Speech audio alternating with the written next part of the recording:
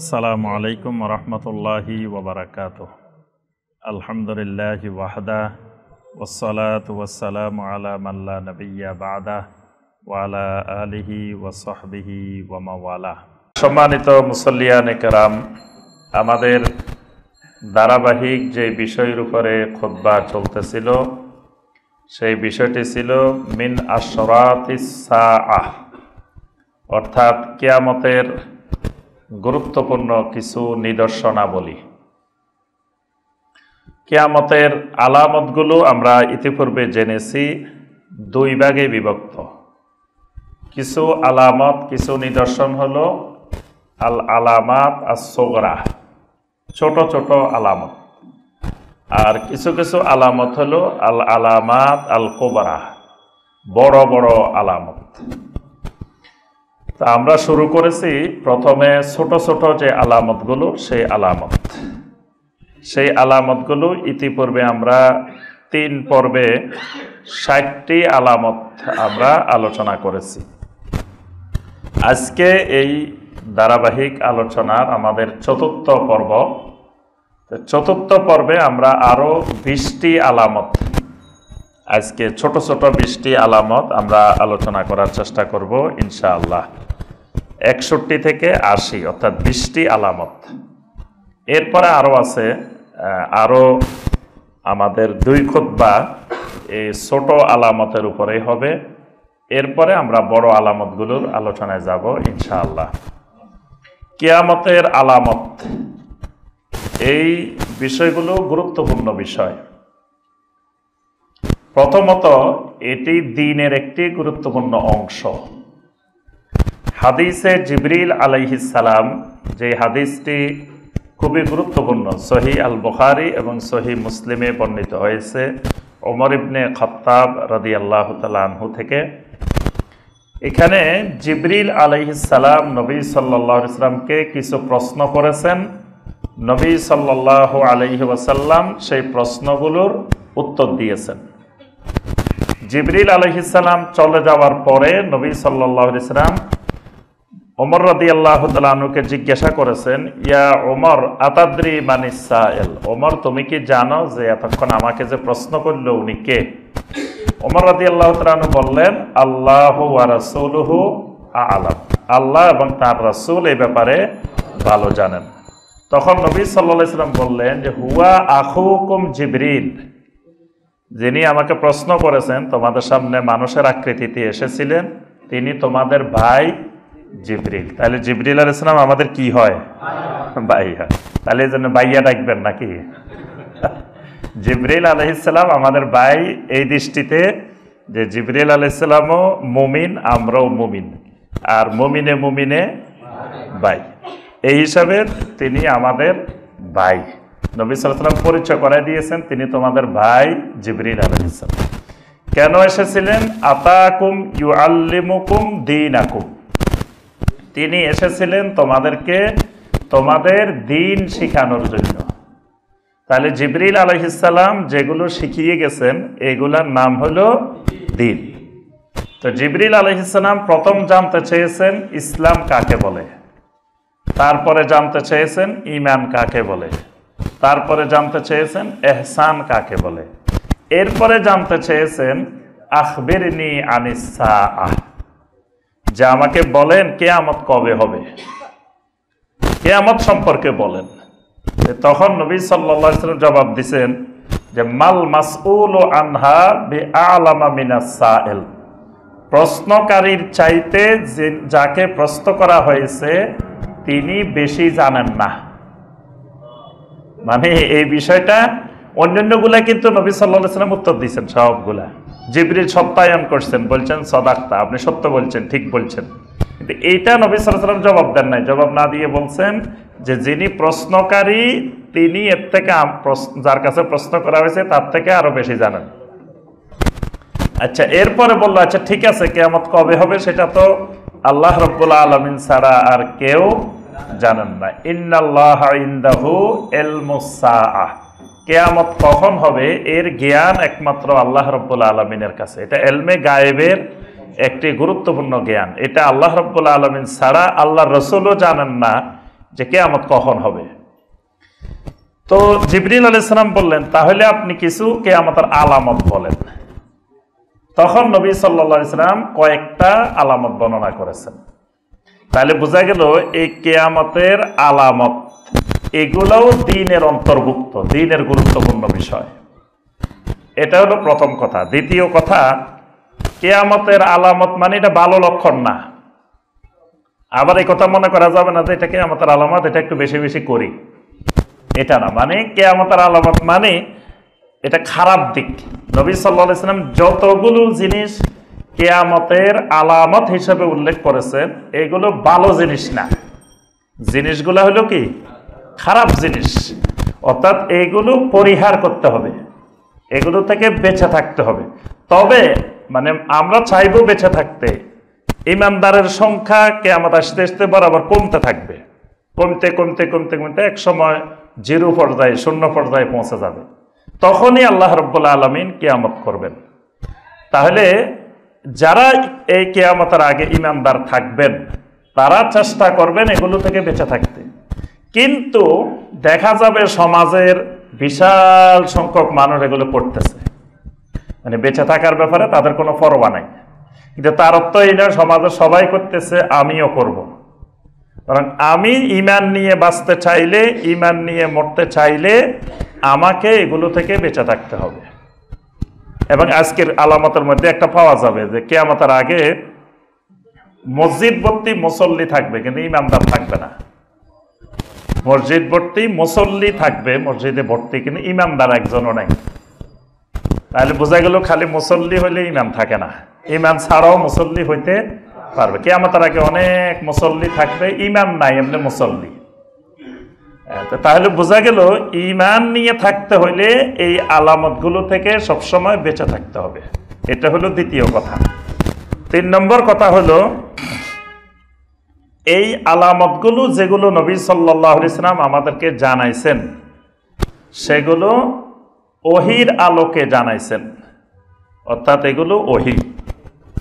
তো ওহীর বিষয়, ইলমে গায়েবের বিষয় সরাসরি কোরআনে কারিমের আয়াত অথবা সহিহ হাদিস ছাড়া কোনো জিনিসকে কিয়ামতের আলামতের অন্তর্ভুক্ত করা যাবে না। হয় কোরআনে কারিমে স্পষ্ট সরাসরি থাকতে হবে, অথবা নবী সাল্লাল্লাহু আলাইহি সাল্লামের কোনো সহিহ হাদিসে এটা থাকতে হবে। এর বাহিরে কেউ স্বপ্নে দেখছে, এটা কিয়ামতের আলামত হবে না। কেউ দর্শনের ভিত্তিতে, যুক্তির ভিত্তিতে অঙ্ক করে বুঝাই দিচ্ছে যে এটা কিয়ামতের আলামত, এই দর্শন, ফিলোসফি, এই অঙ্ক, যুক্তিবিদ্যা এগুলো কিয়ামতের আলামতের ক্ষেত্রে প্রযোজ্য হবে না। সম্পূর্ণ এটা ওহী নির্ভর, কারণ এটা ইলমে গায়েবের বিষয়। এজন্য যে কোনো আলামত বললেই এটাকে আলামত বিশ্বাস করা যাবে না। এই জন্য এই বিষয়গুলো খেয়াল রাখতে হবে আমাদেরকে। আল্লাহ পাক আমাদেরকে তৌফিক দান করুন। তাহলে আমরা আসি 61 নম্বর যে আলামতটি নবী সাল্লাল্লাহু আলাইহি ওয়াসাল্লাম অসংখ্য হাদিসে আমাদের কাছে বর্ণনা করেছেন, সেটি হলো ইমারাতুস সুফাহা। 61 নম্বরটা হলো ইমারাতুস সুফাহা, মানে বোকা, নির্বোধ, জাহেল, সমাজের খারাপ মানুষ, একেবারে নিম্ন পর্যায়ের মানুষ, এদের নেতৃত্ব বেড়ে যাবে। মানে সুফাহা, সুফাহা মানে স্বাভাবিক অর্থে সুফাহা মানে বোকা, হাদিসে সুফাহা মানে অশিক্ষিত লোক। সমাজে অনেক উচ্চ পর্যায়ে শিক্ষিত লোক আছে, কিন্তু শিক্ষিত মানুষকে কেউ নেতা বানাবে না। সমাজে অনেক যোগ্য মানুষ আছে, তাকে নেতা বানাবে না। সমাজে অনেক ভালো ভালো মানুষ আছে, তাকে নেতা বানাবে না। নেতা বানাবে অশিক্ষিত, মূর্খ, নিম্নমানের লোক, তারপরে চরিত্রহীন, দুশ্চরিত্র, দুর্নীতিবাজ, এদেরকে এক কথা নবী সাল্লাল্লাহু আলাইহি ওয়াসাল্লাম হচ্ছে সুফাহা। এই সুফাহাদের নেতৃত্ব বেড়ে যাবে সমাজে। এটা যখন দেখা যাবে তখন বোঝা যাবে কিয়ামত নিকটবর্তী হয়ে গেছে। এই ব্যাপারে অনেকগুলো হাদিস আছে, আমরা একটা হাদিস আলোচনা করব। মুসনাদে আহমদের 14481 নম্বর হাদিস। জাবের বিন আব্দুল্লাহ রাদিয়াল্লাহু তাআলা আনহুমা বর্ণনা করেছেন, একদিন নবী সাল্লাল্লাহু আলাইহি ওয়াসাল্লাম কাব ইবনে উজরা রাদিয়াল্লাহু তাআলা আনহুকে লক্ষ্য করে বললেন, আযাকাল্লাহু ইয়া কাব মিন ইমারাতিস সুফাহা। হে কাব ইবনে উজরা, তোমাকে আল্লাহ রাব্বুল আলামিন ওই নির্বোধ ব্যক্তিদের নেতৃত্ব থেকে আল্লাহ তোমাকে আশ্রয় দান করুক, আল্লাহ তোমাকে রক্ষা করুক। নবী সাল্লাল্লাহু আলাইহি ওয়াসাল্লাম দোয়া করলেন কাব ইবনে উজরার জন্য যে আল্লাহ তোমাকে ওই সমস্ত নির্বোধ নেতৃত্ব থেকে আল্লাহ তোমাকে রক্ষা করুক, আশ্রয় দিক। এখন কাব ইবনে উজরা বলে উঠলেন, ওয়ামা ইমারাতুস সুফাহা ইয়া রাসূলুল্লাহ, হে আল্লাহ রাসূল, আপনি আমার জন্য যে দোয়াটা করছেন দোয়াটা তো বুঝিনি।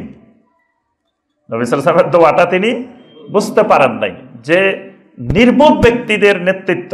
এর কারণ হলো নবী সাল্লাল্লাহু আলাইহি ওয়াসাল্লাম তাকে বলছেন এই জন্য কাব ইবনে উজরা রাদিয়াল্লাহু তাআলা আনহুর মধ্যে নেতৃত্বের যোগ্যতা ছিল। তো তিনি যাতে এই নেতৃত্বের জন্য মানে প্রতিযোগিতায় লিপ্ত না হন, এই জন্য নবী সাল্লাল্লাহু আলাইহি ওয়াসাল্লাম তাকে লক্ষ্য করে বিষয়টা বলছেন যে আল্লাহ তোমাকে ইমারাতুস সুফাহা থেকে আল্লাহ রক্ষা করুন। তো তিনি বলেন, ওয়ামা ইমারাতুস সুফাহা, হে আল্লাহ রাসূল সাল্লাল্লাহু আলাইহি ওয়াসাল্লাম, ইমারাতুস সুফাহাটা কি জিনিস? নির্বোধ ব্যক্তিদের, দুশ্চরিত্র ব্যক্তিদের, দুর্নীতিবাজ ব্যক্তিদের নেতৃত্ব বলতে কি বোঝায়?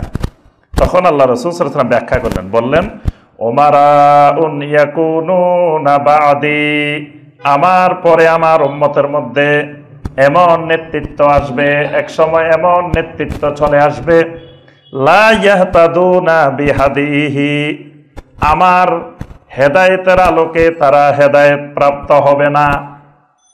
মানে আমি যে ইসলাম নিয়ে আসছি, যে দ্বীন নিয়ে আসছি, যে সুন্নত নিয়ে আসছি, এটার ধারে কাছেও তারা থাকবে না। তাদের কাছে কোরআনে কারিমের কোনো জ্ঞানে থাকবে না। নেতৃত্ব দিতে হলে, মুসলিমের নেতৃত্ব দিতে হলে দুইটা জ্ঞান লাগবে। কোরআনে কারিমের পর্যাপ্ত জ্ঞান থাকতে হবে, সহিহ হাদিসের পর্যাপ্ত জ্ঞান থাকতে হবে। তাহলে তিনি একজন মুসলিম সমাজের নেতৃত্ব দিতে পারে। এটা নেতৃত্বের ন্যূনতম যোগ্যতা, যে তিনি পুরা কোরআনে কারিম বুঝতে পারেন, তাফসীর সহ বুঝতে পারেন। মানে সাধারণ নেতা হইতে হইলেও, একজন মেম্বার বা চেয়ারম্যান হইতে হইলেও তিনি কোরআনে কারিমের আপনার প্রথম থেকে শেষ পর্যন্ত তাফসীর সহ বুঝতে হবে, এবং নবী সাল্লাল্লাহু আলাইহি ওয়াসাল্লামের সহিহ হাদিসগুলো সম্পর্কে তার একটা ধারণা থাকতে হবে, ইসলামের জ্ঞান থাকতে হবে। কিন্তু দেখা গেছে না, এমন এমন নেতা যারা কোরআন তেলাওয়াতও করতে জানে না, তাফসীর সহ বুঝা তো দূরের কথা, আমার উম্মতের মধ্যে এমন সময় এমন এমন নেতারা হবে, তারা কোরআনে কারীম তেলাওয়াতে করতে পারবে না। লা ইয়াহতাদুনা বিহাদি, আমার হেদায়েত দ্বারা তারা হেদায়েত প্রাপ্ত হবে না। ওয়ালা ইস্তান্নুনা বিসুন্নতি, মুসলিমের নেতৃত্ব দিতে হইলে সুন্নতের অনুসারী লাগবে, কিন্তু তাদের ভিতরে সুন্নতের কিছুই পাওয়া যাবে না। ওয়ালা ইস্তান্নুনা বিসুন্নতি, আমার সুন্নতের কোন সুন্নতই তাদের মধ্যে থাকবে না। ফামান সাদ্দাকাহুম বিকাযিবিহিম, ওই নেতাদেরকে যারা সত্যায়ন করবে, বিকাযিবিহিম, সচক্ষে সেই দেখতেছে এরা মিথ্যাবাদী, মানে এদের মিথ্যা দেখার পরেও আমার উম্মতের যারা তাদেরকে সমর্থন করবে, তাদেরকে নেতা বানাবে, তাদের সহযোগী হবে। ওয়া আ'আনাহুম আলা যুলমিহিম, এরা প্রকাশ্যে দেখতেছে এরা মানুষের উপরে জুলুম করতেছে, নির্যাতন করতেছে, কিন্তু এই নির্যাতন দেখার পরেও তারা তাদেরকে সহযোগিতা করবে, তাদের সাপোর্ট দিবে, তাদেরকে নেতা বানাবে। ফাউলাইকা লাইসু মিন্নি, এই মানুষগুলো আমার উম্মতের অন্তর্ভুক্ত হবে না। নাউযুবিল্লাহ। এরা যত নামাজি হোক, যত ফরজগার হোক, যত বুজুর্গ হোক, যত ওলিয়ে কামেল হোক, কিন্তু আমার উম্মতেই হবে না। ফাউলাইকা লাইসু মিন্নি, এখানে শুধু নেতাদের কথা বলেন নাই, কাদের কথা বলছেন? আমাদের মতো আম জনগণের কথা বলছেন নবী সাল্লাল্লাহু আলাইহি ওয়াসাল্লাম।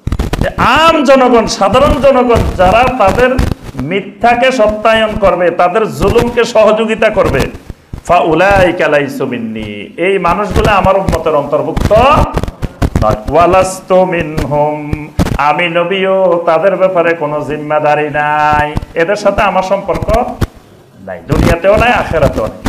এমনকি ওয়ালা ইয়ারিদুনা আলাইয়া হাউজি, কিয়ামতের ময়দানে এই মানুষগুলো আমার হাউজে কাউসার পর্যন্ত পৌঁছতে পারবে না।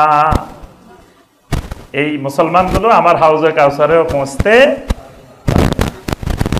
মুসনাদ আহমদের হাদিস, সহিহ হাদিস। তাহলে এখানে নবী সাল্লাল্লাহু আলাইহি ওয়াসাল্লাম এই হাদিসে যেটা বলছেন ইমারাতুস সুফাহা, যেটা আমরা দেখতে পাই নাকি, এই ইমারাতুস সুফাহার যুগ এসে গেছে, বাস্তবায়ন হয়ে গেছে। এটাকে আমাদের একটা গুরুত্বপূর্ণ আলামত।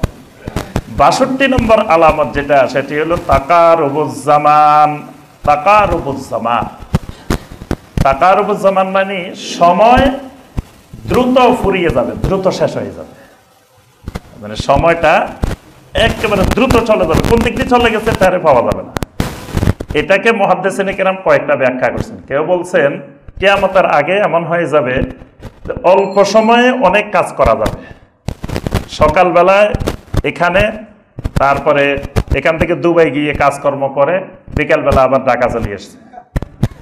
তো সময়টা একেবারে কোথায়, সেই দুবাই, সেই কাজ সারি আবার বিকালে ঢাকা, সকালে গেছে বিকালে চলে আসছে। এখন অনেক মানুষ এইভাবে যাওয়া আশা করে, কত দেশে যায়, সকালে যায় কাজকর্ম সেরে আবার বিকালে চলে আসে।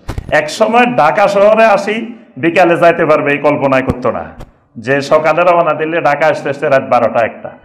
এখন মানুষ সকালে আসি অফিস করে বিকালে বাড়ি চলে যায়। আবার শুধু দেশে না, বিদেশেও এরকম সকালে যায় বিকালে চলে আসে কাজকর্ম সেরে। এটা হলো তাকারুবুজ জামান, যে কিয়ামতের আগে এরকম সময়টা নিকটবর্তী হয়ে যাবে। আরেকটা হলো যে সময় এরকমই থাকবে, কিন্তু মানুষ এত ব্যস্ততার মধ্যে ব্যস্ততা বেড়ে যাবে মানুষের, কোন দিক দিয়ে সময় চলে গেছে সেটা আর পাবে না। ফেসবুকে ঢুকলে বাস কোন দিক দিয়ে কয় ঘন্টা চলে গেছে, ইউটিউবে ঢুকলে কয় ঘন্টা চলে গেছে, আর সময়ের কোনো খেয়াল নাই। খেলাধুলা দেখতে বসলে কয় ঘন্টা গেছে, নামাজ কই গেছে, দিন কই গেছে, আর কোনো খবর নাই। এগুলো হলো তাকারুবুজ জামান, এটাও কিয়ামতের একটি আলামত। সহিহ আল বুখারীর ৬৬৫২ নম্বর হাদিস, নবী সাল্লাল্লাহু আলাইহি ওয়াসাল্লাম বলেন কিয়ামতের আলামত হলো ইয়াতাকারাবুজ জামান, সময় দ্রুত নিকটবর্তী হয়ে যাবে, সময় তাড়াতাড়ি শেষ হয়ে যাবে। ওয়ায়ানকুসুল ইলমু, কিয়ামতের আগে দিন দিন এলেম কমতে থাকবে, এলেম বরাবর পর্যায়ক্রমে কমে যাবে, এলেম বাড়বে না। এজন্য ইমাম বুখারীরা, ইমাম মুসলিমেরা ওই সমস্ত আলেমদের মতো আলেম আর কল্পনা করা যায় না। বরাবর দিন যত যাইতেছে এলেম তত কমতে আছে। ওয়াতাজহারুল ফিতান, কিয়ামতের আগে ফিতনা সমূহ দিন দিন নতুন নতুন ফিতনা প্রকাশিত হতে থাকবে। এই ৫-৬ বছরের মধ্যে বাংলাদেশের নতুন নতুন ৪০-৫০টা ফিতনা গজাইছে, নতুন নতুন, যেগুলোর আগে কোনো অস্তিত্ব ছিল না। দিন দিন প্রতি মাসে মাসে নতুন নতুন ফিতনা বাহির হয়, নতুন নতুন শিরিক বাহির হয়, নতুন নতুন বেদাত বাহির হয়, নতুন নতুন ফিতনা। এটা কিয়ামতের আলামত, তাজহারুল ফিতান, যে ফিতনা সমূহ প্রকাশিত হতে থাকবে। ওয়ায়ুলকাশ শুহু, মানুষের ভিতরে বেয়াই কুণ্ঠতা বেড়ে যাবে, মানে বখালতি বেড়ে যাবে, কৃপণতা বেড়ে যাবে। টাকা আছে অনেক, এটা খরচ করতে চাইবে না, এই প্রবণতা কিয়ামতের আগে বেড়ে যাবে। এই বখালতি, কৃপণতা, শুহু, এটা ব্যাপক বৃদ্ধি পাবে। ওয়ায়াকসুরুল হারজু, হারজ বৃদ্ধি পাবে। এখন সাহাবায়ে কেরাম বলে ওঠেন, ইয়া রাসূলুল্লাহ ওয়ামাল হারজু, এই এতক্ষণ যা বলছেন এগুলো তো সব বুঝছি, কিন্তু হারজ কি বলছেন, হারজটা তো আমরা বুঝি নাই, এটা কি বেড়ে যাবে? নবী সাল্লাল্লাহু আলাইহি ওয়াসাল্লাম বললেন আল কাতলু, আল কাতলু, হত্যাকাণ্ড বেড়ে যাবে, হত্যাকাণ্ড বেড়ে যাবে। হত্যা হত্যা, কেন হত্যা হচ্ছে, কে মারা যাচ্ছে, কেন মারা যাচ্ছে? যে মারা যাবে সেও বুঝবে না যে সে কেন মারা গেছে, সে কি অপরাধে কেন সে মারা গেছে, তাকে কেন মারি ফেলছে এটাও সে বুঝতে পারবে না। যে মারতেছে সেও কোনো কারণ ছাড়াই মারতে আসছে। এইভাবে হত্যাকাণ্ড ব্যাপক হারে কিয়ামতের আগে বৃদ্ধি পাবে। ৬৩ নম্বর আলামত যেটা, সেটা হলো আইয়ান্তেকার রুয়াইবিদা। রুয়াইবিদা, রুয়াইবিদা একটা কঠিন শব্দ, এই শব্দটা মনে রাখবেন, এটা কিয়ামতের একটা আলামত। রুয়াইবিদা, রুয়াইবিদাটা কি? রুয়াইবিদা হলো মানে যার কাছে কোনো জ্ঞান নাই, কোনো আক্ষরিক জ্ঞান নাই, বোকা, নির্বোধ, যার কাছে কোনো আইনের জ্ঞান নাই, যার কাছে ধর্মের জ্ঞান নাই, যার কাছে কোনো ধরনের জ্ঞান নাই, এইরকম নির্বোধ লোক। কিন্তু এই নির্বোধ লোকেরা এমন এমন পণ্ডিতি কথা বলা শুরু করবে, মনে হবে যে তার কাছে এমবিবিএস ডাক্তার ফেল, তার কাছে বড় বড় আলেম, পিএইচডি করা আলেম ফেল, তার কাছে সব ফেল, সে এর থেকে বেশি জানে। এরকম মানুষগুলোর নাম রুয়াইবিদা। নবী সাল্লাল্লাহু আলাইহি ওয়াসাল্লাম এদের নাম দিয়েছেন রুয়াই বেদা, মানে এটা রা বেদার তাজকির করে রুয়াই বেদা, নবী সাল্লাল্লাহু আলাইহি ওয়াসাল্লাম বলছেন। এইরকম লোকের সংখ্যা বাড়ি যাবে। এখন খালি একটু চা দোকানে বসে দেখবেন এই রুয়াই বেদাদের আধিপত্য। সেখানে মনে হচ্ছে কোনো আলেম কিছুই জানে না, সব তারা জানে, সব ফতোয়া সেখানে দিতে আছে জোরে সোরে। তারপরে আপনার রাষ্ট্রের সমাজের কোথায় কি আইন কানুন বিধিবিধান সে কিছুই জানে না, কিন্তু এমন এমন কথা বলতেছে মনে হচ্ছে যে সে সব পণ্ডিত, সব জানে, সব কিছু। এই রুয়াই বেদার সংখ্যা বৃদ্ধি পাবে এবং রুয়াই বেদারা চুপ না থেকে কথা বলবে বেশি, এটাকে আমাদের আলামত। তাবারানীর 123 নম্বর হাদিস, আল্লাহ রাসূল সাল্লাল্লাহু আলাইহি ওয়াসাল্লাম বলেন, ইন্নাহা সাতাআতি আলান নাসি সিনুন, আমার উম্মতের কাছে কিয়ামতের আগে এমন একটা সময় এসে যাবে, খাদ্দাআ, সুনুনুন খাদ্দাআ, খাদ্দা মানে প্রতারণার যুগ এসে যাবে, প্রতারণা, ধোঁকাবাজির যুগ, প্রতারণার যুগ আমার উম্মতের সামনে এসে যাবে। সব জায়গায় ধোঁকা, বাজারে জিনিস কিনতে যাইব সেখানেও ধোঁকা, মাছ কিনতে গেছে সেখানে ধোঁকা, পেঁয়াজ কিনতে গেছে সেখানে ধোঁকা, এটা কিনতে গেছে সেখানে ধোঁকা, তারপরে মসজিদে যাইব সেখানেও ধোঁকা, মসজিদের মিম্বরে বসে বসে দুনিয়ার মিথ্যা কথা যেগুলা কোরআনে নাই হাদিসে নাই, এগুলা ওয়াজের মঞ্চে বসে বসে দুনিয়ার মিথ্যা কথা, কোরআনে নাই হাদিসে নাই, বসে বসে গীবত আরেকজনের নামে, তারপরে দিনের কোনো কথা নাই, কিচ্ছা কাহিনী, তারপরে বুজুর্গের কিচ্ছা কাহিনী, এই ধোঁকা। মানে ধর্মীয় সেক্টরে দেখ ধোঁকা, ব্যবসার সেক্টরে ধোঁকা, যেখানে যাবে ধোঁকা, প্রতারণার যুগ এসে যাবে। এটাকে বলছেন খাদ্দাআ, প্রতারণার মহাযুগ এসে যাবে। ইউসাদ্দাকু ফীহাল কাযিবু ওয়া ইউকাযযাবু ফীহাস সাদিকু, যেই লোক সত্য কথা বলবে ওই সময় তাকে মিথ্যাবাদী বলবে, যে মিথ্যা কথা বলবে তাকে মানুষ সত্যবাদী বলবে। মানে যুগটা এসে যাবে মিথ্যার যুগ। যেই মিথ্যা যত বেশি বলতে পারে সে তত বেশি চালাক, তত বেশি পণ্ডিত, তাকে মানুষ মনে করবে না ঠিক আছে, এ সুন্দর করে মিথ্যা গুছাই গাছাই বলতে পারে। আর যে সত্য কথা বলবে মানুষ বলবে যে না, আরে এর দিয়ে কোনো কাজ হবে না, এর চালু না, এ মিথ্যা কথা বলতে পারে না। মানে যুগটাই হয়ে যাবে মিথ্যা, যে কোনো কিছু মিথ্যাটাকে সুন্দর করে সাজায় গুছাই বলতে হবে। তখন মিথ্যাবাদীরা হয়ে যাবে সত্যবাদী, সত্যবাদীরা হয়ে যাবে মিথ্যাবাদী। ওয়ায়ুতাবানু ফীহাল খায়িনু ওয়া ইউখাযযানু ফীহাল আমিনু, তখন খেয়ানতকারীদেরকে মানুষ আমানতদার মনে করবে, আমানতদারদেরকে মানুষ খেয়ানতদার মনে করবে। মানে যারা যত বেশি খেয়ানত করবে মানুষ মনে করবে না এ ঠিক আছে, কারণ এই খেয়ানত করলেও খেয়ানতের মাধ্যমে আমাদের কিছু লাভ হয়, আর আরেকজন আমানতদার, আমানতদারের মাধ্যমে লাভ হয় না। এটার কারণ আছে। আপনার ধরেন 2 নম্বরই কাজ করলে আপনি টাকা পয়সা দিয়ে অনেক স্বার্থ আদায় করতে পারবেন, কিন্তু কেউ যদি 2 নম্বরই কাজ না করে তা আপনি টাকা পয়সা দিয়েও তো 2 নম্বরই কাজ আদায় করতে পারবেন না। তখন মানুষ 1 নম্বর লোককে পছন্দ করবে না, 2 নম্বর লোককে পছন্দ করবে। খেয়ানতকারীদেরকে মানুষ পছন্দ করবে। খেয়ানতকারী কি? একজনকে একটা পদে বসানো হয়েছে, সরকারি পদে বা বেসরকারি পদে, যে কোনো একটা চেয়ারে বসানো হয়েছে, এই চেয়ারটা তার জন্য আমানত। এখন সে ওই আমানতের বসে বসে ওখানে খেয়ানত করতেছে, খেয়ানত করার কারণে জনগণ তাকে বেশি পছন্দ করবে। সে যদি ওখানে বসে আমানতদারিতার সাথে কাজ করে জনগণ তাকে পছন্দ করবে না, কারণ জনগণ তো তার 2 নম্বরই করে স্বার্থ আদায় করতে পারবে না। এই জন্য খেয়ানতকারীদেরকে আমানতদার মনে করবে, আমানতদারদেরকে মানুষ খেয়ানতদার মনে করবে। ওয়ায়ান্তিকু ফীহার রুয়াইবিদা, রুয়াইবিদারা তাদের সমাজে ব্যাপক আধিপত্য, তারাই কথা বলবে, কথা বলার অধিকারী তারাই হয়ে যাবে। আমরা ওয়াজ মাহফিলে গেলে আপনার সারা বাংলাদেশেই তো ওয়াজ মাহফিলে কিছু সভাপতি থাকে, কিছু অতিথি থাকে, তো বলে ওনারা আসেন, এসে বলেন যে আমি কথা বলবো না, আমি কোনো কথা বলবো না। তো সবাই কেন আপনি 1 মিনিট কন, একটু আসেন, একটু বলেন, সবাই দোয়া করে দেন। আচ্ছা ঠিক আছে। এবার উনি উঠবে, উঠে বলবে যে আমরা এইসব মাহফিলে কথা বলার যোগ্য না, আমরা ইসলাম সম্পর্কে তেমন কিছুই জানি না, এখানে আলেম ওলামারা আছে, ওনারাই কথা বলবে, আমি শুধু আপনাদের থেকে দোয়া নেওয়ার জন্য দাঁড়াইছি। 1 মিনিট, 1 মিনিটের জায়গায় আমার রেকর্ড আছে 40-45 মিনিট পর্যন্ত বক্তৃতা। 1 মিনিট দিয়ে শুরু করে 40-45 মিনিট, শেষ হয় না আর।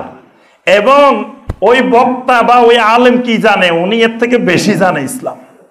দুনিয়ার কুফরি কুফরি বক্তব্য দিচ্ছে ওখানে দাঁড়ে দাঁড়াই, আলেমদের সামনে কুফরি কুফরি বক্তব্য দেয় ওয়াজ মাহফিলের মঞ্চে দাঁড়ে দাঁড়াই, অনেকক্ষণ ধরে বক্তৃতা দিতেই থাকে। মনে হচ্ছে যে ওই আলেমেরা কিছুই জানে না, হে ইসলাম সম্পর্কে সব জানি ফেলছে, অথচ সে যা জানছে সব কুফরি জানছে। এখন থেকে আমি কি করি, প্রোগ্রামে গেলে সবাইকে বলি যে ভাই আপনাদের যা নেতারা আছেন, সভাপতি অতিথি সবার বক্তব্য শেষ করেন, একেবারে কমপ্লিট হবে, শেষ আর কথা বলার নাই, তারপরে আমাকে নিয়ে যাইবেন। আগে নিয়ে এতক্ষণ বসায় রাখা দেন। সবাই খালি কয় কি না না না ভাই আমাদের নেতা কিন্তু কথা বলবে না, শাহেখ আমাদের নেতা কথা বলবে না, কথা না বলুক, 1 মিনিট বলবো, ওই 1 মিনিট বলি শেষ করুক, তারপরে আমি আসতেছি। আমি আসতে তো আধা মিনিট লাগে, তা আমি আগে যাই, বসে থাকার দরকার কি, উনি শেষ করুক। কিন্তু এই পর্যন্ত 1 মিনিট 2 মিনিট বলে শেষ করছে, এমন পাওয়া যায় না। এটাই নবী সাল্লাল্লাহু আলাইহি ওয়াসাল্লামের কিয়ামতের আলামত। কারণ মাহফিলে ওলামায়ে কেরামের সামনে রুয়াইবে দ্বারা কথা বলা, এটা কিয়ামতের আলামত। তারা তো রুয়াইবে না, তাদের নাই কোরআনের জ্ঞান, নাই হাদিসের জ্ঞান, একটা আয়াত সহিহ তেলাওয়াত করতে পারে না, দিন সম্পর্কে কোনো জ্ঞানে নাই, সে আলেমদের সামনে কথা বলা, এটা তো এই ইয়ান্তিকু রুয়াইবিদা, কিয়ামতের বড় আলামত। সাহাবায়ে কেরাম জিজ্ঞাসা করলেন আমার রুয়াইবিদা ইয়া রাসূলুল্লাহ সাল্লাল্লাহু আলাইহি ওয়াসাল্লাম, এই শব্দটা তো আমরা বুঝি নাই, এটা কিন্তু কঠিন শব্দ, আরবি ভাষায় এটা মানে সব জায়গায় প্রচলিত বা ব্যবহার হয় না। সাহাবায়ে কেরামের জন্য জিজ্ঞাসা করলেন রুয়াইবিদাটা কি? আল্লাহ রাসূল সাল্লাল্লাহু আলাইহি ওয়াসাল্লাম বললেন রুয়াইবিদা হলো as-সাফিহ ইয়াতাকাল্লামু ফি আমরিল আম্মাহ। as-সাফি রুয়াইবেদাটা হলো এমন বোকা, এমন নির্বোধ, যেই বিষয়ে তার কোনো জ্ঞান নাই। ইয়াতাকাল্লামু ফি আমরিল আম্মাহ, কিন্তু সে জনগণের সকল বিষয় নিয়ে কথা বলে। ডাক্তার দেখবেন, ডাক্তারদের মধ্যে সেক্টর ভাগ করা আছে না, উনি হার্টের, উনি ব্রেনের, উনি এটার। দেখা যায় যে আপনি ব্রেনের ডাক্তারের কাছে গেছেন, হার্টের সমস্যা, উনি রেফার করে দিয়েছে ওখানে চলে যান, ওই হার্টের আমাদের বিশেষজ্ঞ আছে ওখানে যান, বা আপনার এই সমস্যা উনার কাছে যান, এরকম রেফার করে না। কিন্তু দেখবেন এই রুয়াইবেদারা কোনো রেফার করা নাই, সে সব সাবজেক্টের বিশেষজ্ঞ, সে নাক কান গলারও বিশেষজ্ঞ, সে স্ত্রী রোগেরও বিশেষজ্ঞ, সে একেবারে যত রকমের রোগ আছে, সে ধর্মও জানে, রাজনীতিও জানে, অর্থনীতিও জানে, সমাজনীতিও জানে, একবারে যত নীতি আছে দুনিয়াতে সব জ্ঞানে সে পণ্ডিত। নবী সাল্লাল্লাহু আলাইহি ওয়াসাল্লাম বলেন এরাই হলো রুয়াইবেদা। এই রুয়াইবেদাদের আধিপত্য কিয়ামতের আগে বেড়ে যাবে। 64 নম্বর কিয়ামতের আলামত যেটি, আইয়াসবাহা আসাদুন নাস বিদ-দুনিয়া লুকা ইবনে লুকা। এই লুকা আরেকটা শব্দ, লুকা, লুকা ইবনে লুকা, নবী সাল্লাল্লাহু আলাইহি ওয়াসাল্লাম লুকার ছেলে লুকা। লুকা মানে এরা হলো দুশ্চরিত্র, চরিত্রহীন। আরবেরা চরিত্রহীন মানুষকে বুঝাইতে এই শব্দটা ব্যবহার করে, লুকা ইবনে লুকা। কারে হে তো ওই দুশ্চরিত্রের ছেলে, দুশ্চরিত্র মানে খারাপ মানুষের ছেলে, খারাপ মানুষ, বাপও খারাপ ছেলে, বাপও খারাপ, তার ছেলেও খারাপ, এইরকম বেশি খারাপ হইলে এটাকে আরবদের প্রচলিত প্রবাদ বাক্য হলো লুকা ইবনে লুকা। তো নবী সাল্লাল্লাহু আলাইহি ওয়াসাল্লাম বলেন কিয়ামতের আগে দেখা যাবে এই লুকা ইবনে লুকা মানে চরিত্রহীন, লম্পট, তারপরে আপনার কোনো ধরনের জ্ঞান নাই, কোনো ধরনের যোগ্যতা বলতে তার কাছে কিছুই নেই, কিন্তু তারা হবে দুনিয়ার সবচাইতে বেশি সম্পদের মালিক। মানে সে যোগ্যতা বলে কোনো কিছু লাভ করার কথা ছিল না, কিন্তু সে আরেকটা যোগ্যতা অর্জন করে ফেলছে, সেটা হলো অযোগ্যতা। অযোগ্যতাটাও তার জন্য একটা তখন বড় যোগ্যতা হয়ে যাবে। কারণ সে ওই আমাদের ইউনিভার্সিটিতে আমাদের শিক্ষকেরা বলতেন যে সুন্দর একটা দৃষ্টান্ত দিয়ে বলতেন যে তোমরা এখন ছাত্র যারা, এরা 3 সারির ছাত্র আছো, প্রথম সারির ছাত্র, দ্বিতীয় সারির ছাত্র, তৃতীয় সারির ছাত্র। তো বাস্তবতা হইল প্রথম সারির যারা এরা সবচেয়ে মেধাবী, মধ্যম সারির যারা এরা মাঝারি মেধাবী, পিছনের যারা এরা কোনোরকম পাস করার পার্টি। তো বলে যে ভবিষ্যতে তোমরা এই 3 গ্রুপ বাইরে বা ইউনিভার্সিটি থেকে মাস্টার্স পাস করে 3 গ্রুপ বাইরে হওয়ার পরে সামনের সারির যে গ্রুপ, এরা হইবা বড় বড় সরকারি কর্মকর্তা, বড় বড় পদে সচিব হইবা, তারপরে পুলিশের বড় কর্মকর্তা হইবা, সেনাবাহিনীর বড় কর্মকর্তা হইবা, এরকম বড় বড় কর্মকর্তা তোমরা হইবা প্রথম সারির। দ্বিতীয় সারির যারা, এরা দেখা যাবে ওই রকম কিছু হইতে পারবে না, ওই রকম বড় বড় লেভেলের কিছু হইতে পারবে না। তো তখন এরা কি করবে? তখন এরা এই মাঝারি লেভেলের যারা, এরা তখন মানে রাজনীতি বা অন্যান্য দিকে এগুলা করা শুরু করবে, কারণ তারা বলবে যে এই তো আমরা পারবো না, আমরা এইসব কাজ করি। তো এইসব কাজ করতে করতে একসময় দেখা যাবে তোমাকে পরিচালনা করবে তারা, মানে মেধাবী স্টুডেন্টদেরকে পরিচালনা করবে পিছনের সারির স্টুডেন্ট। মানে দেখবেন যে যোগ্যতা বলে যে একটা বড় চেয়ারে বসছে, তার চেয়ে অযোগ্য লোকেরাই উপরে বসে তাকে পরিচালনা করে। আমার এক ওস্তাদ ছিলেন ডক্টর আবম মুখলেসুর রহমান রাহেমাহুল্লাহ, তিনি ম্যাজিস্ট্রেট ছিলেন। প্রথম তিনি বিসিএস এ ফার্স্ট হয়েছেন, অল বাংলাদেশে ফার্স্ট হওয়ার পর উনি অ্যারাবিকে পড়ে বিসিএস এ ফার্স্ট হয়েছেন। যেমন ইংলিশ তেমন অ্যারাবিক সব সাবজেক্টে আলহামদুলিল্লাহ অনেক বড় জ্ঞানী ছিলেন। আল্লাহ পাক তাকে জান্নাতুল ফেরদাউস নসিব করুন। উনি আমাকে দেখলেই বলতো সবসময় যে আনতাল ইমাম ফি কুল্লি হাল, যে তুমি সর্বাবস্থায় ইমাম। ওস্তাদ সবসময় এই কথাটা বলতেন, আনতাল ইমাম ফি কুল্লি হাল। তো ওস্তাদ মারা গেছেন, তো উনি বলেন যে আমি প্রথম বিসিএস এ ফার্স্ট হয়েছি, আমি প্রথম ম্যাজিস্ট্রেট হয়েছি। তা আমাকে দেখলে ওনার মনে হতো উনি আমাদের ছাগল নাইয়া ম্যাজিস্ট্রেট ছিলেন, ওখানে ওনার নিয়োগ। তো বলে যে এক নেতা আসবে একদিন, তো নেতা ডিগ্রিও পাস করে নাই, কিন্তু আমি এত কষ্ট করি মাস্টার্স রাজশাহী ইউনিভার্সিটি থেকে honours masters first class pass সব কিছু হয়ে বিসিএস এ ফার্স্ট হয়ে আমি ম্যাজিস্ট্রেট হয়েছি, নেতা ডিগ্রিও পাস করে নাই। নেতার জন্য আমাকে সকাল থেকে সন্ধ্যা পর্যন্ত দাঁড় করে রাখছে রোদের মধ্যে। তখনই সিদ্ধান্ত নিয়েছি না, এই চাকরি আর করা যাবে না, এটা জ্ঞানের মানে অপমান। তখন উনি ওইটা ছেড়ে দিয়ে পরে বিশ্ববিদ্যালয়ের শিক্ষক হয়েছেন।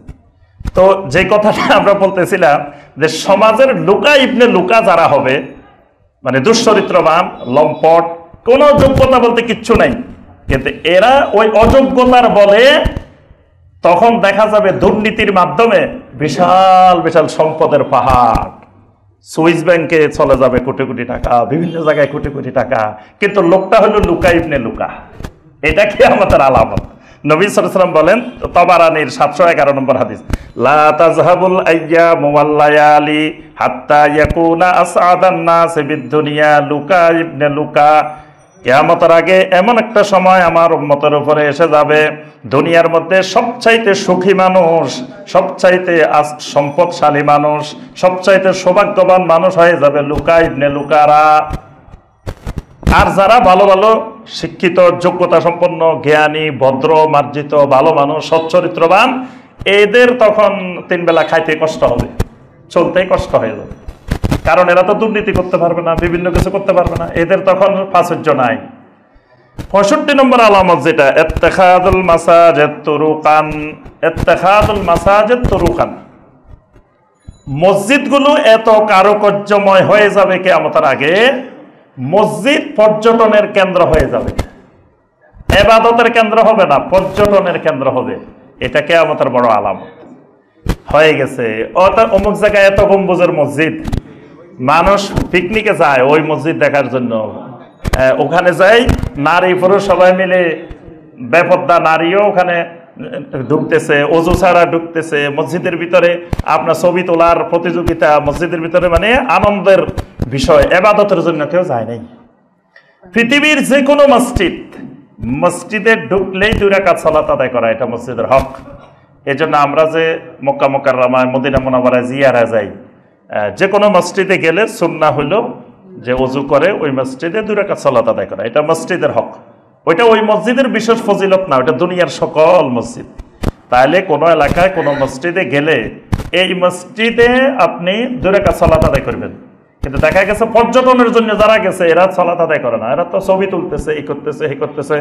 আর যারা বানাইছে এরাও এত কারুকার্যময় করছে, মানুষ আসি যাতে এখানে পর্যটন করে।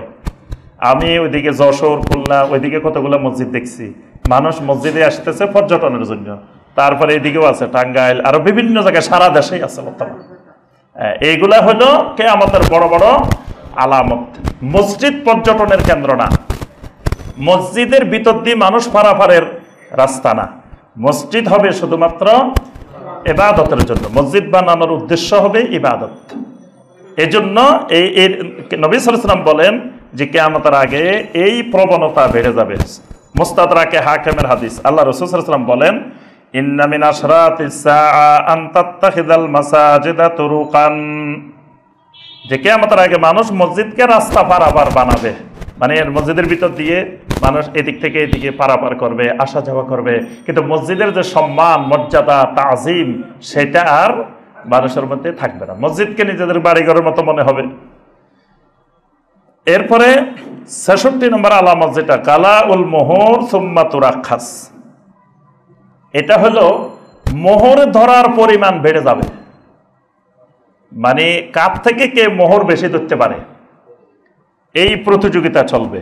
অমুকের মেয়ের মিয়া 10 লাখ ধরছে, আমার মেয়ে কি এর থেকে কম নেই, আমার মেয়ের 20 লাখ।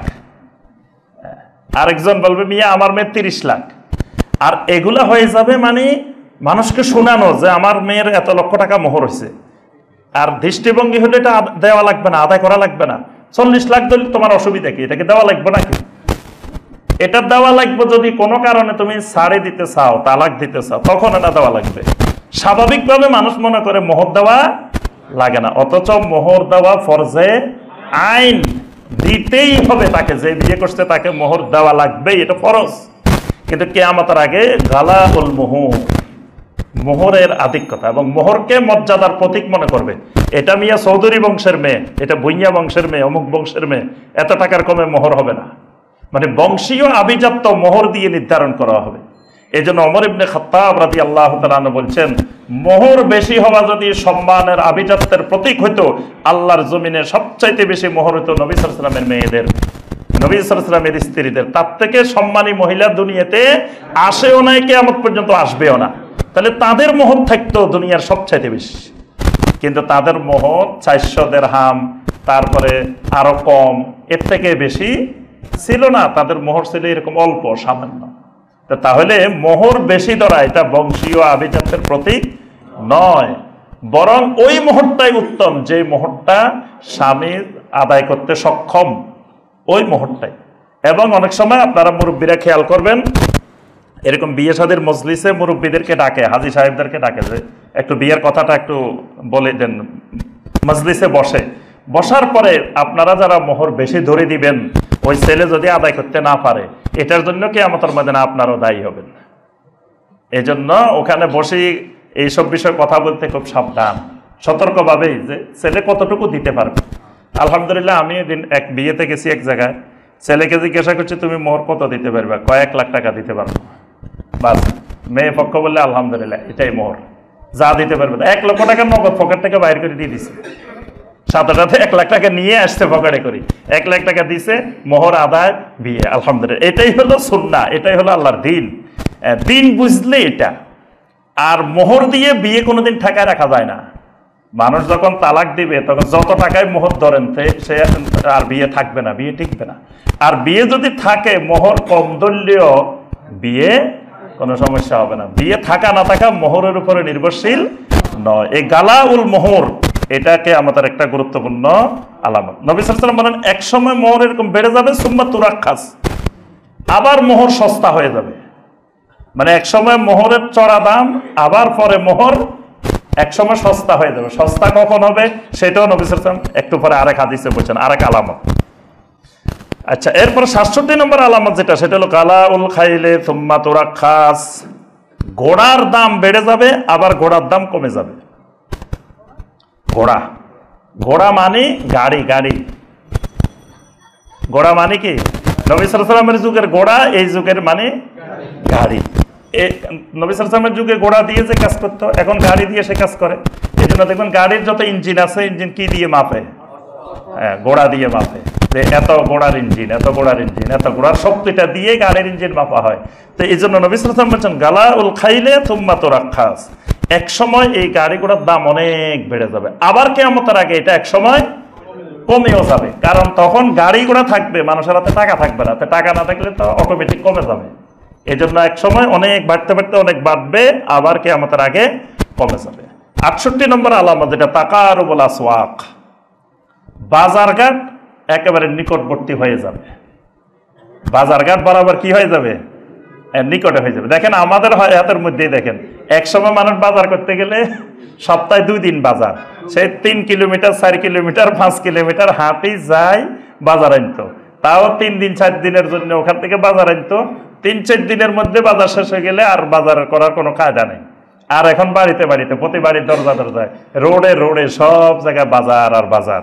এটাও কিয়ামতের একটি আলামত। নবী সাল্লাল্লাহু আলাইহি ওয়াসাল্লাম বলছেন, লা তাকুমুস সাআ হাত্তা তাজহারাল ফাতান ওয়া ইয়াকসুরাল কাযিব ওয়া তাতাকারাবুল আসওয়াক।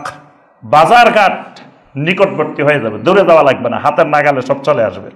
69 নম্বর আলামত যেটা, তাদাইল উমাম আলাল উম্মাতিল ইসলামিয়া।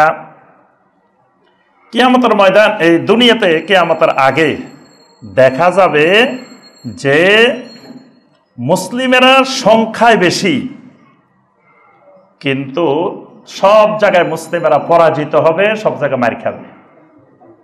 এটাকে আমাদের একটা বড় আলামত। নবী সাল্লাল্লাহু আলাইহি ওয়াসাল্লাম বলেন যে এমন একটা সময় আমার উম্মতের উপরে আসবে, তখন আমার উম্মতেরা আমার উম্মতদেরকে কাফের মুশরিকেরা, ইহুদিরা, নাসারারা এমনভাবে খাইতে থাকবে যেমন কামা তাদা আল আকালাতু ইলা কাসআতিয়া। ফ্লেটের মধ্যে খাবার ভর্তি থাকলে যেমন মানুষ খায়, ইহুদি, নাসারা, মুশরিকেরা আমার উম্মতেরা এইভাবে খাইতে থাকবে। সাহাবায়ে কেরাম এই কথা শুনে বড় আশ্চর্য হয়ে গেছেন। একজন উঠে বলতেছেন, মিন কিল্লাতে নাহনু ইয়াউমাইজিন ইয়া রাসূলুল্লাহ, এটা কেমন কথা? আমরা দেখা যায় 100-200 ভয়ে লাখ লাখ পালাই যায়, আর আপনি কইতেছেন কিয়ামতের আগে আপনার উম্মতের খাই ফেলবে তারা, এটা কেমন কথা? তখন কি আপনার উম্মত কমে যাবে? নবী সাল্লাল্লাহু আলাইহি ওয়াসাল্লাম বলেন, না, বাল আনতুম ইয়াউমাইদিন কাসীর, আমার উম্মত সেদিন অনেক অনেক গুণ বেড়ে যাবে, সংখ্যা অনেক, কোটি কোটি কোটি সংখ্যা। কিন্তু ওয়ালাকিন্নাকুম গুসাউন কা গুসাইস সাইল, কিন্তু আমার উম্মত হয়ে যাবে স্রোতের খড়কুটার মতো। পানির স্রোতের মধ্যে খড়কুটা যেমন যায়, আমার উম্মত এরকম হয়ে যাবে। ওয়ালা ইয়ানজিআন্নাল্লাহু মিন সুদুরি আদুবিকুম আল মুহাবাতা আলাইকুম মিনকুম, কাফের মুশরিকদের অন্তর থেকে আমার উম্মতের প্রতি যে একটা ভীতি, ভয়, এটা আল্লাহ দূর করে দিবেন। কাফেররা ভয় পাবে না মুসলমানদেরকে, এই ভয়টা, ভীতিটা আল্লাহ দূর করে দিবেন। ওই সময় বিজয়ের মূল কারণ ছিল মুসলিম একজন আসছে শুনলে কাফেরদের অন্তরে কি ছিল? মারাত্মক ভয় ছিল। এই যে বঙ্গ বিজয় হয়েছে, ইখতিয়ারউদ্দিন মোহাম্মদ বিন বখতিয়ার খিলজি আসছে, উনি কোনো যুদ্ধ করা লাগে নাই, খালি খবর পাইছে যে ইখতিয়ারউদ্দিন মোহাম্মদ বিন বখতিয়ার খিলজি 20 জন লোক আগে পাঠাই দিছে খালি এখান দিয়ে, উনি এখনো আসে নাই, উনি বিহার থেকে রওনা দিছে, তখন খবর পাইছে যে 20 জন আসতেছে। এই তো এমন ফালানি ফালাইছে, এটা হলো মাহাবাতা, আল্লাহ তাদের অন্তরে ভয় সৃষ্টি করে দেন। এটা নবী সাল্লাল্লাহু আলাইহি ওয়াসাল্লামের বড় মুজিজা। এই ভয়টা তারা কিয়ামতের আগে উঠে যাবে। উঠে যাওয়ার কারণ কি? সাহাবায়ে কেরাম ওটাও জিজ্ঞাসা করলেন, কারণ কি? নবী সাল্লাল্লাহু আলাইহি ওয়াসাল্লাম বলেন, হুব্বুদ দুনিয়া ওয়া কারাহিয়াতুল মাউত। আমার উম্মত যারা থাকবে কোটি মানুষ, এদের দুনিয়ার মহব্বত বেড়ে যাবে। হুব্বুদ দুনিয়া, দুনিয়ার মহব্বত বাড়বে, ওয়া কারাহিয়াতুল মাউত, মৃত্যুর অপছন্দর সৃষ্টি হবে, মরতে চাইবে না, কেউ মরতে চাইবে না, আর দুনিয়ার মহব্বত তাদের মধ্যে বেড়ে যাবে। এই কারণে এই অবস্থাটা সৃষ্টি হবে। 70 নম্বর আলামত, তাদাফুউন নাস আনিল ইমামাতি ফিস সালাহ। মসজিদে যখন সালাত আদায় করতে যাবে, ইমাম সাহেব পাওয়া যাবে না। ইমাম সাহেব যেদিন নাই, সেই দিন ইমামতি করার আর লোক নাই। নবী সাল্লাল্লাহু আলাইহি ওয়াসাল্লাম বলেন যে মসজিদে অনেক মুসল্লি আসছে, ফালা ইয়াজিদুনা ইমামান ইউসাল্লি বিহিম, নামাজ পড়াইবো এরকম ইমাম সাহেব খুঁজে পাওয়া যাবে না, খালি ধাক্কা ধাক্কি করবো, এ কয় ভাই আপনি যান, এ কয় আপনি যান, এ কয় আপনি যান, কেউ ইমামতি করতে সাহস করবে না, ইমাম নাই। তার কারণ কি? এদের ইমামতি করতে হলে কেরাত সহি হওয়া লাগে, নামাজের কিছু নিয়ম কানুন লাগে, একটু ইমামের মতো তো হইতে হয়, দাড়ি থাকতে হয়, একটু কিছু থাকতে হয়, এগুলা কিচ্ছু থাকবে না। তো তখন সে তো ইমামতি করতে ভয় পাইব। এই জন্য এটাও কিয়ামতের একটি বড় আলামত। আরো গুরুত্বপূর্ণ কথা নবী সাল্লাল্লাহু আলাইহি ওয়াসাল্লাম বলছেন, খালি এটা না, ইয়াতি আলান নাস জামানুন ইয়াজতামিউনা ফি ওয়া ইউসাল্লুনা ফিল মাসাজিদ ওয়া লাইসা ফীহিম মুমিন। এমন একটা সময় আসবে মসজিদ ভর্তি আমার উম্মত, মসজিদে মুসল্লি, কিন্তু ওয়া লাইসা ফীহিম মুমিনুন, একজন মানুষও ইমানদার না, মুমিন না। আমরা নামাজ পড়তে আসতেছি, মসজিদ ভর্তি মানুষ আর মানুষ, কিন্তু একজনও লাইসা ফীহিম মুমিনুন, একজন মুমিনও নাই মসজিদে। কিয়ামতের আগে এই অবস্থাটাও সৃষ্টি হবে। 71 নম্বর আলামত, সিদকুর ইয়াল মুমিন। মুমিনেরা যারা ইমানদার থাকবে তারা বেশি বেশি স্বপ্ন দেখতে থাকবে এবং বাস্তব স্বপ্ন দেখতে থাকবে। রাতে যেটা স্বপ্ন দেখবে দিনে সেটার বাস্তবায়ন দেখবে। এই ইমানদার যে অল্প সংখ্যক থাকবে এদের স্বপ্ন সত্যে পরিণত হবে, বাস্তবে পরিণত হবে, এই কাজটা বেড়ে যাবে। নবী সাল্লাল্লাহু আলাইহি ওয়াসাল্লাম বলেন, নবীদের নবুয়ত কিয়ামতের আগে আমার পরে আর নাই, তবে ইল্লাল মুবাশশিরাত, সুসংবাদ থাকবে। সাহাবায়ে কেরাম বললেন সুসংবাদ কি? নবী সাল্লাল্লাহু আলাইহি ওয়াসাল্লাম বলেন, আর রুইয়া আস-সালিহা ইয়ারাহার রাজুলু আও তুরা বিহি, উত্তম স্বপ্ন, সুন্দর স্বপ্ন যেটা মুমিনেরা দেখবে, আল্লাহ পাক তাদেরকে দেখাবেন এবং দিনের বেলায় বাস্তবে সেটার বাস্তব প্রতিফলন দেখতে পাবেন। 72 নম্বর আলামত কাসরাতুল কাযিব, মিথ্যাবাদীর সংখ্যা, মিথ্যার সংখ্যা বেড়ে যাবে। সত্য বলার লোক খুঁজে পাওয়া যাবে না সমাজে কোনো জায়গায়, শুধু মিথ্যা আর মিথ্যা, মিথ্যা আর মিথ্যা। ভুল ক্রমে হয়তো কোনোদিন মুখে দিয়ে সত্য একটা বাইরে যেতে পারে, কিন্তু ইচ্ছা করে কোনোদিন তার জবান থেকে সত্য কথা বের হবে না, এরকম মিথ্যা বের। নবী সাল্লাল্লাহু আলাইহি ওয়াসাল্লাম বলেন কিয়ামতের আগে তুমি যেদিকে তাকাইবা খালি কাযযাবিন, কাযযাবিন, মিথ্যাবাদী, মিথ্যাবাদী, মিথ্যাবাদী, ফাহজারুহুম, তখন তোমরা সতর্ক থাকবা।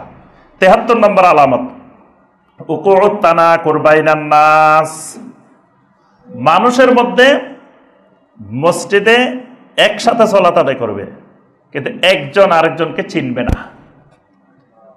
আর তানাকুর বাইনান নাস, চিনবে না মানে চিনে, ভালো করে চিনে, এটা কার ছেলে, কার বাপ, কার ভাই, সবে চিনে, কিন্তু হে এক মতবাদের, এ এক মতবাদের, এ এক মতবাদের, এজন্য একসাথে নামাজ পড়ছে কিন্তু একজন আরেকজনকে ভাই মনে করতে পারে না, মনে করে খালি মসজিদে ইমানদার আমি আর সবগুলা কাফের, সব মুশরিক। পাশে যেটা করতেছে এটা ইহুদির দালাল, এটা খ্রিস্টানের দালাল, এটা মুশরিকের দালাল, একমাত্র খালি মুসলমান আমি।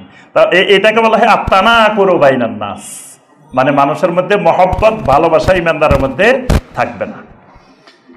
74 নম্বর আলামত কাসরাতুজ জালাজাল, জালজালা, ভূমিকম্প বেড়ে যাবে কিয়ামতের আগে। তুকতারুজ জালাজাল, বেশি বেশি ঘন ঘন ভূমিকম্প হবে। কদিন আগেও দেখছেন না সবাই, একবারে দিনের বেলায় সকালবেলায় আল্লাহ পাক দেখাইছেন, এইরকম দেখতে থাকবেন কিয়ামতের আগে। এটা কিয়ামতের একটা বড় আলামত, খালি ভূমিকম্প হবে। আর সবচেয়ে বড় বড় দুইটা হবে, পূর্ব অংশে একটা, পশ্চিম অংশে একটা, বড় দুইটা ভূমিধস, ওটা বড় আলামত। এর আগে ছোট ছোট ছোট ছোট খালি ঘন ঘন ভূমিকম্প হবে। 75 নম্বর আলামত কাসরাতুন নিসা, এই নারীর সংখ্যা বেড়ে যাবে, নারীর সংখ্যা ব্যাপক হারে বেড়ে যাবে কিয়ামতের আগে। নবী সাল্লাল্লাহু আলাইহি ওয়াসাল্লাম বলেন এমন একটা সময় আসবে হাত্তা ইয়াকুনা লিখামসিনা ইমরাআতান কাইয়্যিমুন ওয়াহিদ, 50 জন নারীর তত্ত্বাবধানকারী একজন পুরুষ হবে, মানে 50 জন নারীকে তত্ত্বাবধান করার একজন পুরুষ থাকবে, মানে ছেলের তুলনায় মেয়ে জন্ম বেশি হবে। বর্তমানে কিন্তু নতুন যে আদমশুমারি হয়েছে এখানে কিন্তু পুরুষের তুলনায় মেয়ের সংখ্যা বাংলাদেশেও বেশি, এবং এটা কিয়ামতের আগে বরাবর বাড়তে থাকবে, বাড়তে বাড়তে বাড়তে বাড়তে নারীদের সংখ্যা অনেক হয়ে যাবে। তো ওই যে একটু আগে যেটা বলছি যে মোহর একসময় চড়া দাম হবে, আবার মোহর সস্তা হয়ে যাবে, মানে এখন মেয়ের সংখ্যা তো বেশি না, কাছাকাছি সমান সমান, এখন কিন্তু মোহর চড়া হইতেছে বরাবর। এটা গত সপ্তাহে এক বিয়ে ভেঙে গেছে, যে মেয়ের বাপে বলে দিছে যে 15 লাখ টাকা মোহর দিতে হইব আমার মেয়েকে, তারপরে আপনার 10 লাখ টাকা স্বর্ণ দিতে হইব, শর্ত দিয়ে দিচ্ছে, বাস আর বিয়ে হয় না। ওরা বলছে না আমরা পারবো না ভাই এত টাকা, তাই শেষ। এইভাবে ছড়া হইতে থাকবে শুধু দাম। যখন ওই যে 50 জনের একজন তত্ত্বাবধানকারী, এখন মেয়ে আর মেয়ে বিয়ে দিতে পারতেছে না, এবার কবে বাবা মোহর লাগতো না, ধরো মোহর কমে যাইব, কারণ তখন তো নারীদের সংখ্যা মেয়ের সংখ্যা কি হবে, বেড়ে যাবে। 76 নম্বর আলামত কিল্লাতুর রিজাল, কিল্লাতুর রিজাল, পুরুষের সংখ্যা কমে যাবে, নারীর সংখ্যা বেড়ে যাবে, পুরুষের সংখ্যা বরাবর কমে যাবে।